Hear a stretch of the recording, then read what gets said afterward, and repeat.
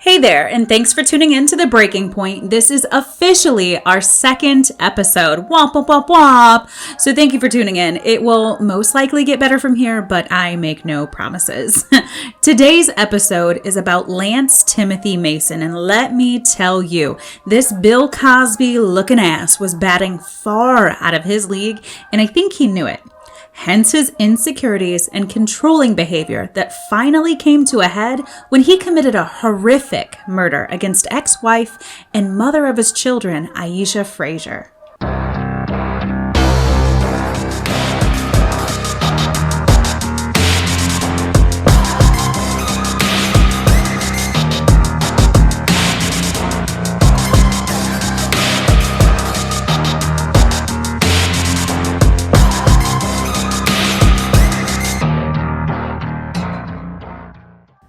Lance Timothy Mason was born on August 26, 1967, in Shaker Heights, Ohio. Lance's father was a physician, and being a black man in the 70s, with not only a college education, but having such an important position in the community, had truly been a rare occurrence. This provided Lance endless opportunities and granted him the sort of lifestyle most had only dreamt of. This was a time of change and hope as the civil rights movement had opened the doors to a whole new world for the African American community. Segregation in schools had ended, equal rights in education and employment were in full effect, and the potential was endless for those who aspired for greatness. Lance apparently heard that call, and after graduating high school in the early 80s, he went on to receive his bachelor's degree in political science from the College of Wooster. He later pursued a law degree from the University of Michigan's Law School in 1992. Mason's first job out of law school was with the U.S. Department of Agriculture, where he primarily assisted in prosecuting meat processing plants for false food safety records. So think of the colors and dyes and preservatives that they put in and how that may extend the life of what should be considered spoiled meat. That's basically what he was helping to prosecute. He went on to be admitted to practice law on November 19, 1996.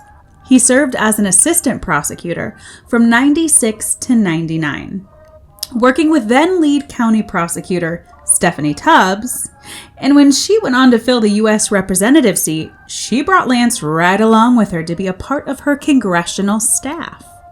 He used his position as a stepping stone, and from 2002 to 2008, Mason was a Democratic member of the Ohio General Assembly, first as state representative and then as a state senator.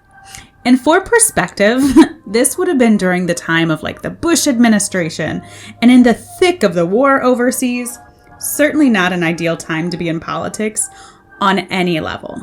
And in 2008 of August, Ohio Governor Ted Strickland announced that he had appointed Mason to fill a vacancy as judge on the Cuyahoga County Court of Common Pleas. He remained judge until 2014 following an arrest for domestic violence. This was the beginning to a very dark end for Lance Timothy Mason. You're probably like, cool, who really gives a shit? Because you told us at the very beginning that he committed a murder against his wife. And you're right. And why am I wasting so much air speaking of this complete dirtbag? Well, I get the sentiment, and I truly don't give a damn about him, but I tell you all this so that you understand his backstory and to just really drive the point home that this was not a gangbanger, a man who was raised on the streets with financial or social obstacles to overcome. He had a silver spoon up his ass from a ripe age. And he had a very different childhood experience from other black men who were raised in the 60s, 70s, and 80s. He was a sophisticated and educated man who knew the law, was trusted to uphold it, and certainly had the mind to talk through complex and complicated situations. It's literally what he did for a living. You're sitting in a room negotiating with a bunch of adults who have temper tantrums like children, and that's what he got paid to do, to work with all sorts of different backgrounds and different characters and their odd mannerisms or character aspects or just weird behaviors. But anyways, this this seemed to be a man who apparently left his work at work along with any skills he learned as well, because he was not as eloquent and fair in his household. He let his fragile ego rule with an iron fist, his insecurities on full display, constantly needing to be the authoritative, dominant ruler of his home. This was a man who came from multi-generational wealth. He was educated. Again, I cannot stress that enough. He was successful and by all means not the stereotypical idea of a murderer. Like, these sort of crimes just didn't happen in the circles that he ran in. And that's why I find it so shocking. Now on to the true hero of the story, because I promise you, there is some silver lining that comes out of this case. It is not all bad. Though it's unfortunate it happened, there are some good things that came about, and I'll tell you about that in the end. But I want to talk about, again, the hero of this story, AISHA FRAZIER. She was an only child. She was a beloved 6th grade teacher at Woodbury Elementary, and she and Lance married in 2005. And at that time, he was still a state representative. She was smart and caring both for her students and fellow colleagues. There was nobody who had a negative thing to say about her. She was a true joy to be around and just had that motherly instinct that made everybody feel safe and loved and welcomed. She was a volunteer in her church, often serving in the children's ministry. She had an infectious smile and such a sunny disposition on life. Unfortunately, in March of 2014, AISHA and Lance separated. Now, this is only a few years after they had been married. He remained in their marital home, and she sought freedom from his control by getting her own apartment. Lance had become smothering, aggressive, and left his family living in a constant state of fear. His explosive meltdowns had become all too familiar and constant, making his family wonder, could they ever measure up? It's said that during their separation, the two still shared a vehicle, they co-parented, she was still very much involved in his life, and on August 2nd of 2014, she was doing like she always did. She was there to help and assist in a time of need. And on August 2nd of 2014, 911 got a call around 12 p.m. The caller described getting off a nearby train and witnessing two people fighting in an SUV that had passed by. The caller explains they saw the vehicle slam on its brakes in the middle of an intersection, and then all they could see were fists flying. Lance had attacked his wife in the vehicle following a funeral for his own aunt. Apparently, the two had been speaking about their current relationship when AISHA pleads with him to go to counseling. She felt he needed to process some recent turmoil that was going on in his life that clearly had been affecting him. This included the passing of both of his parents in less than 3 years. Now his aunt, things were just spiraling out of control for him. Unfortunately, this was not the answer he wanted and must have sent him into a rage, because that's when the attack started. His daughters Audrey and Ava, who were 4 and 6 at the time, were sitting in the back seat witnessing the beating of their mother. Lance punches her over 20 times. He slams her head into the dashboard no less than 5 times. He bashes her head into a window, resulting in the breaking of her orbital socket. And just when you think it can't get any worse, they finally come up to a red light. When she gets out of the car, falling to the ground, and Lance places the car in park and gets out after her, resuming his attack by screaming at her, hitting her, biting her face, before finally taking off in the vehicle and leaving her bloodied and injured in the street. I cannot even fathom what his daughters must have been feeling in that moment. Like, it had to be sheer terror seeing a man who's supposed to protect them inflicting such extreme pain onto their mother. it's just, how do you even explain that away? Not that there's any justification that ever could, but I just can't imagine what the car ride home would have been like with his daughter still there. After he pulls away, there's a car that pulls up to stop and assist AISHA. They are rushing her to the hospital as she dials 911 just a few moments after the attack. During the drive, she's asking operators if they located her car, her children. She's expressing that she's worried that he's going to hurt the girls. Her main concern is not herself. She just wants to make sure her babies are safe. While all this is going on, Lance's sister, Lynn, eventually calls the police to report him being at their home, bloodied and threatening to shoot himself. Moments later, officers arrive on scene and they arrest him immediately for felony assault and domestic violence following the beating of his wife that landed her in the hospital and requiring reconstructive surgery. In the home that day, officers confiscated smoke grenades, several semi-automatic rifles, a sword, a bulletproof vest, and more than 2,500 rounds of ammunition. This dude was suited and booted. I wonder if the threats to self-harm were the result of any true guilt and sorrow for what he had just done, or a feeble attempt to appear regretful, oh, I feel so bad about what I did, I just don't deserve to live. But regardless, whatever was behind that, his rage must have ran out because he never acted on this. And I'm sure he was probably just exhausted because he just got done using his wife as a human punching bag. The man probably just needed a nap. Piece of shit. During his incarceration, a slew of letters came in on his behalf. One was from Marisha Fudge, a fellow representative for Ohio, City Mayor Frank Jackson, a Judge Ronald Swoosterrote. I don't know, I can't say his name, it's silly anyways, and quite frankly, if he's writing a letter on this man's behalf, I don't really care to get the pronunciation right. He sounds like a total dweeb. Anyways, they all wrote character witness letters on Mason's behalf and asked for an early release and or charges to be dropped. Sadly, his own ex-wife, being in what was described as a dire financial situation, wasn't opposed to an early release. See, AISHA was now raising 2 children, and one of which had special needs, and on a teacher's salary, that left them between a rock and a hard place.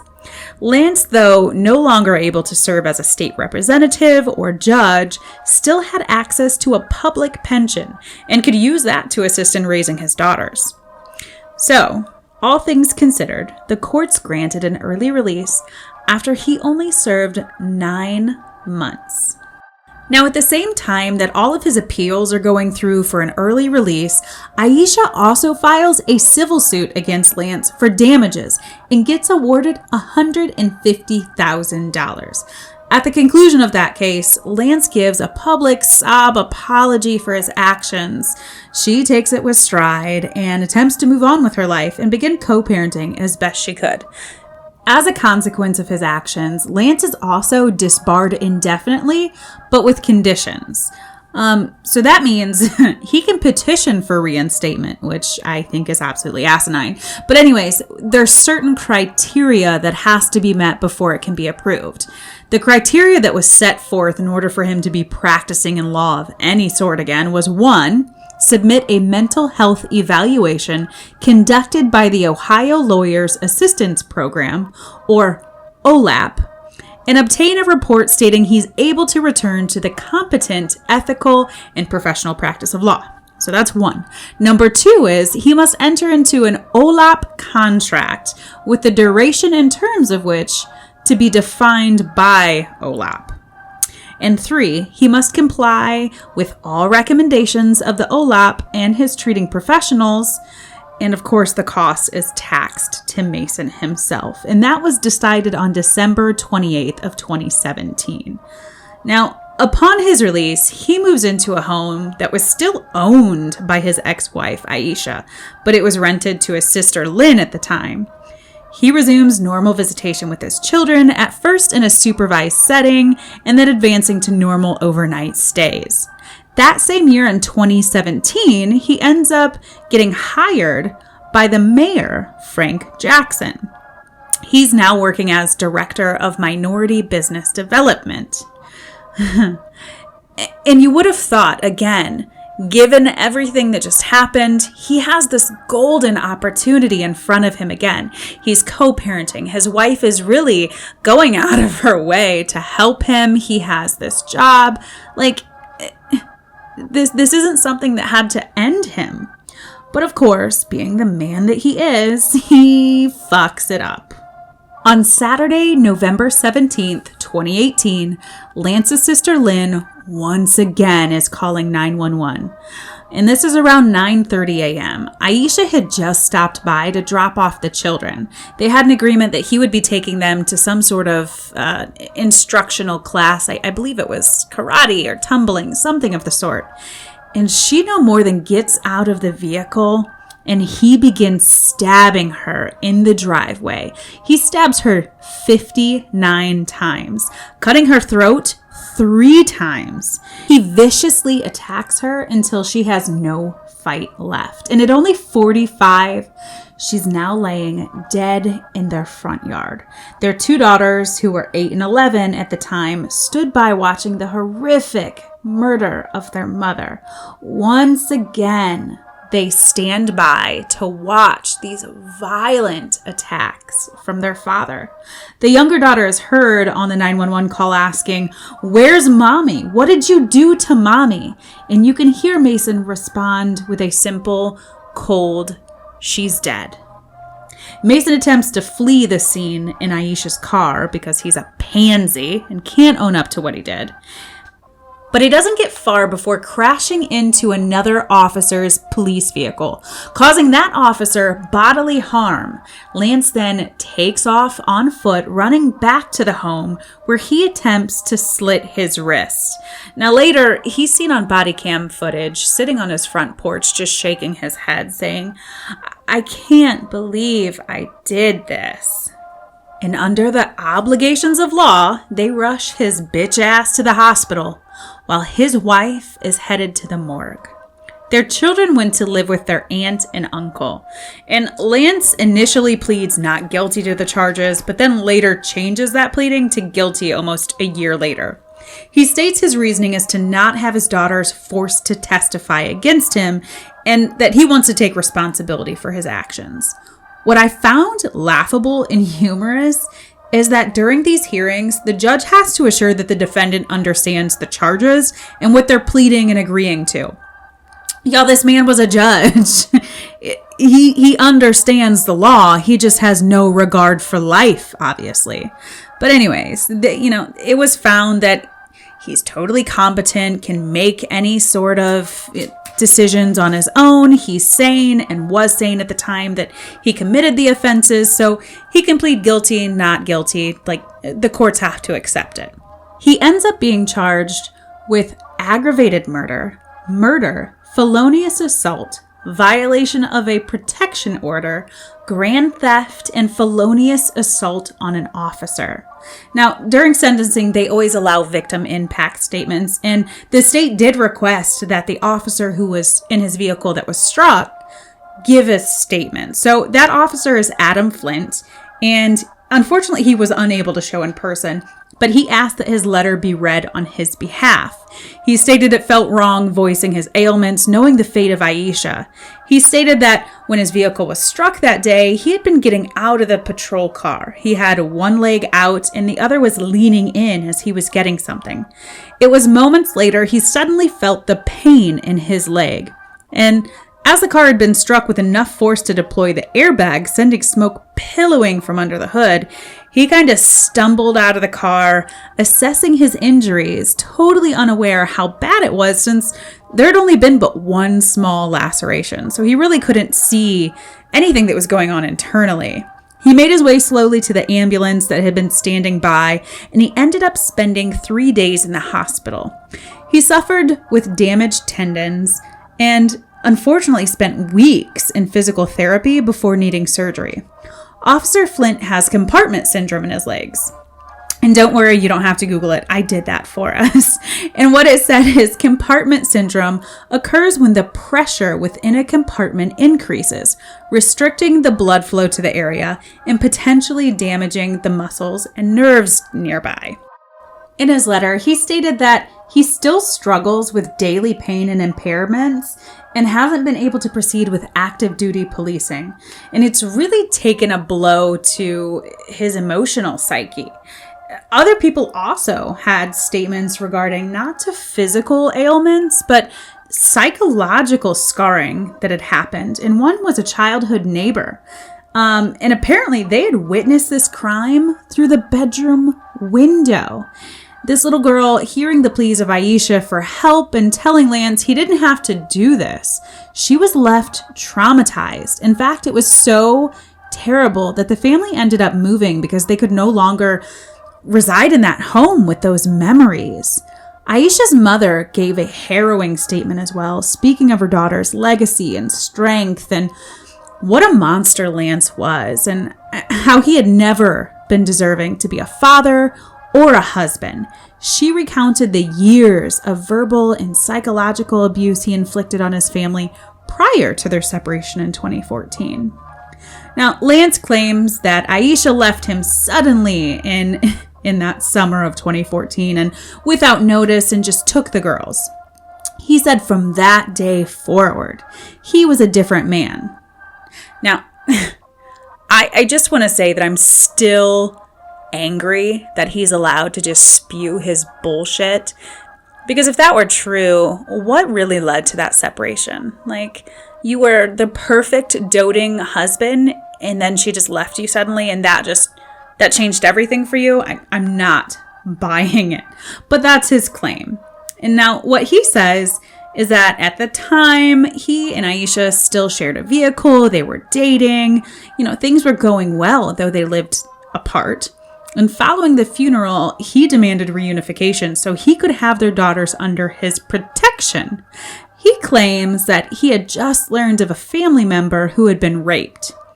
Now, this sent him in a spiral. He was upset and concerned. And, having this happen to a family member, he just wanted to assure it didn't happen to his girls. And I think AISHA probably saw through that manipulation and instead suggested he go to therapy. And that's when he lost it. He says that it was an obsessive need to want to protect his girls that sent him into that rage. Again, just heavy side eye. That's not how you protect people. The judge during sentencing commends him for admitting his guilt and avoiding trial to protect his daughter, though he does tell him that in this case, unfortunately, him wanting to protect his children came a little too late. He was sentenced to life in prison with the eligibility for parole after 35 years. Since her murder, a new bill proposed in her name, AISHA's Law, would assist victims of domestic violence. The law will memorialize her in a way and offer protection and support to victims of domestic violence. The main piece of AISHA's law is that law enforcement would be required to participate in training and to use danger assessment tools. It would also forbid domestic violence offenders who have previously been convicted from pleading down to a lesser charge. Additionally, legislation would make strangulation a felony. And I didn't know this, but apparently Ohio was the last state in the U.S. to consider strangulation a felony and not a misdemeanor. AISHA's Law was passed in the House and now just awaits approval in the Senate. I hate that something so horrendous had to take place in order for these changes to finally kind of make its way through the system. But unfortunately, that's the system we have. It's one that is set to be reactive and not proactive. The laws are not built on what people may do, but it's in response to what they have done. And it kind of continues to work that way. I told you this story had a silver lining, and it's amazing to me that even in her absence, AISHA Frazier is still helping those in need. As for the breaking point in this case, I don't think there was anything that was like monumental or pivotal that happened. Like, AISHA Frazier wanted her freedom. She wanted to be happy. She didn't want to live under his thumb. And apparently that was upsetting to Lance. So it's inexcusable. The breaking point was fragile ego. So don't be an asshat. Don't think that you have the right to take somebody else's life or control it in any sort of way. And in case you guys have not heard, if Spotify's not your speed, we are now streaming on YouTube. So invite your friends, share, give us a like. We're on Facebook too. We would love to hear from you. If you have a story that you want to hear covered, send us a message. We check those frequently and would love any feedback. I appreciate you listening, and I hope you tune in next week for another episode of The Breaking Point.